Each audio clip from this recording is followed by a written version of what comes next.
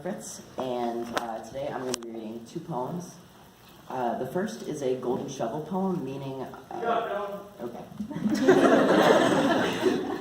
The first poem I'm going to be reading is a golden shovel poem, which is a form created by Terrence Hayes, and it means that I took another poem and all the words in that poem and made them the last words of each line in my own poem. And it's called That One William Carlos Williams Poem. I'm picking up seashells on the beach, so if I find a sand dollar, tell all the jellyfish I owe them much more than they think I do. Tell them life depends on pearls and the seaweed stuck between our toes, upon which probably live ghost crabs who I wish would pinch my toenails. A second of pain, and then red splotches of blood and sunshine clear from the sand.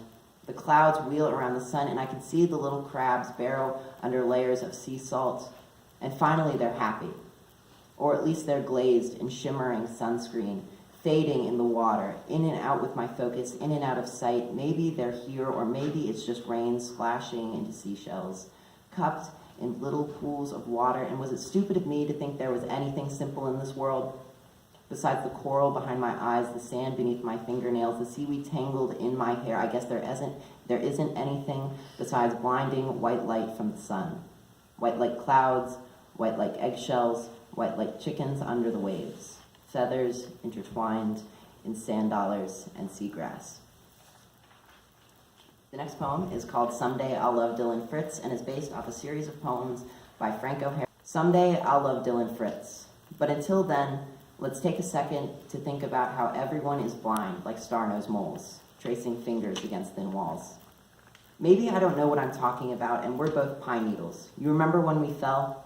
When we landed on the forest floor and finally rested, felt our lungs rise and fall and rise, and the sky was purple plumage from the birds that aren't above us.